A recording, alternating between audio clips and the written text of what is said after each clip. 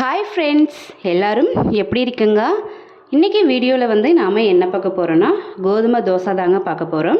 So கோதுமை தோசை வந்து பிகினர்ஸ்க்கு வந்து சுத்தமாக ஊற்ற தெரியாது. நிறைய பேருக்குமே பார்த்திங்கன்னா கொஞ்சம் அது மொந்தமாக தான் ஊற்றி எடுப்பாங்க. நாம் இன்றைக்கி எப்படி முருகலாக ஊற்றி எடுக்கலாம் அப்படின்றத பார்க்கலாமா? வாங்க வீடியோக்குள்ளே போகலாம். நான் வந்து பார்த்திங்கன்னா கோதுமை மாவு எடுத்திருக்கேங்க. ஸோ சால்ட்டு தண்ணி எடுத்து வச்சுருக்கேன். இது வந்து இந்த வெதுவெதுப்பான தண்ணி எடுத்து வச்சுருக்கேன், சுடு தண்ணி. ஸோ உங்களுக்கு தேவையான கோதுமை மாவு வந்து போட்டுக்கோங்க.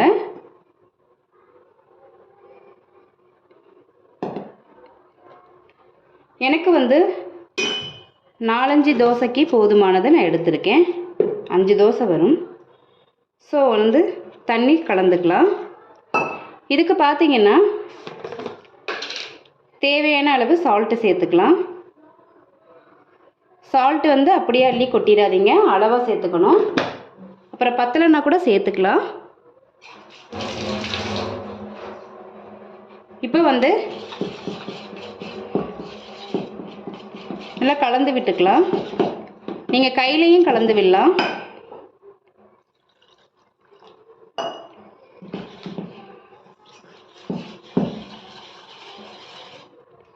ஸோ நிறைய பேருக்கு பார்த்திங்கன்னா கோதுமை தோசை வந்து பிடிக்காது.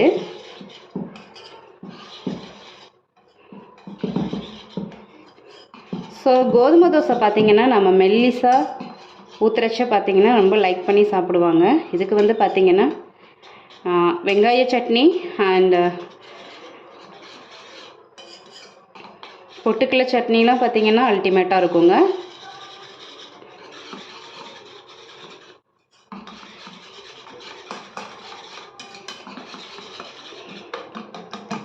நல்லா இந்த மாதிரி எந்த கட்டியும் இல்லாமல் ஸோ மாவை வந்து நல்லா வந்து கலந்துக்கணும்.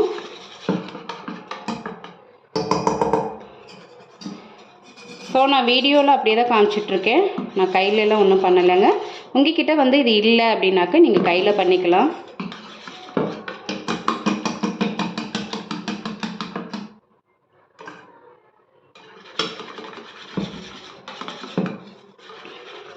ஓகே, கலந்தாச்சுங்க.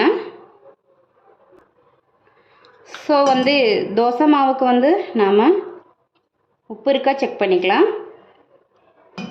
ஸோ நான் சால்ட்டு சேர்த்தேன் இல்லையா, எனக்கு வந்து கரெக்டாக இருக்குங்க. ஸோ நமக்கு வந்து கோதுமை மாவு வந்து ரெடி ஆயிடுச்சு. இந்த அளவுக்கு மாவு இருக்கணுங்க. ரொம்பவும் கெட்டியாக இருக்கக்கூடாது, ரொம்பவும் தண்ணியாகவும் கலக்கக்கூடாது. கரெக்டான பதத்துக்கு வந்து கட்டி இல்லாமல் கலந்துக்கணும். ஓகேங்க. இப்போ தோசை ஊற்றிடலாமா? இது இன்ஸ்டண்ட்டாகவே உடனே கலக்கி ஊற்றிடலாம், ஊற வைக்கலாம் அவசியம் இல்லை. நான் வந்து பார்த்திங்கன்னா ஆல்ரெடி வந்து தோசைக்கல் வந்து நான் அடுப்பில் வச்சிட்டேங்க. ஸோ நீங்கள் வந்து இந்த மாதிரி ஆனியன் எடுத்துகிட்டு அதில் வந்து ஆயில் டிப் பண்ணி இப்படி வந்து தேய்ச்சிக்கோங்க. நம்ம ஆனியன் தேய்க்கிறச்ச பார்த்திங்கன்னா நல்லாவே வந்து நமக்கு தோசை வந்து சூப்பராக வரும். நம்ம கல்லோட அளவுக்கு நம்ம வந்து தோசை ஊற்றிக்கலாம். ஸோ இப்போ தோசை ஊற்றலாம். மாவு வந்து பாருங்கள்,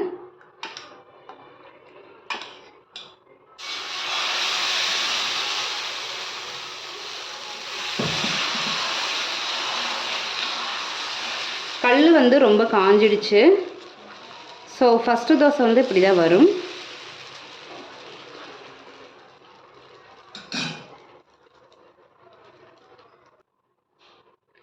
இப்போது தோசை மேலே வந்து ஆயில் சேர்த்துக்கலாம். பாருங்கள், வெந்துருச்சு.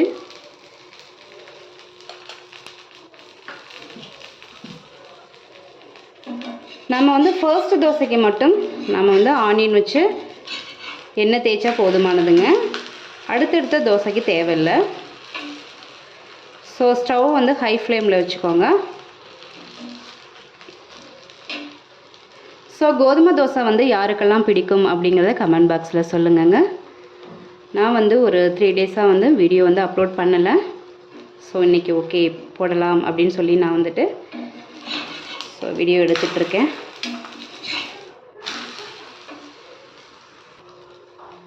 ஸோ தோசை வந்து ரெடி ஆயிடுச்சுங்க.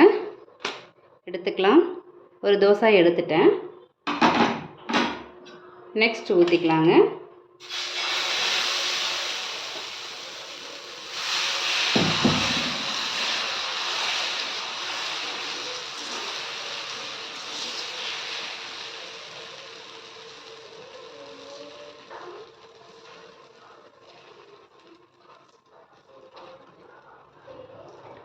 நாம் எப்போதுமே ஏதாவது ஒன்று செய்யும்போது வந்து கொஞ்சம் அவசரப்படாமல் செய்யணும்.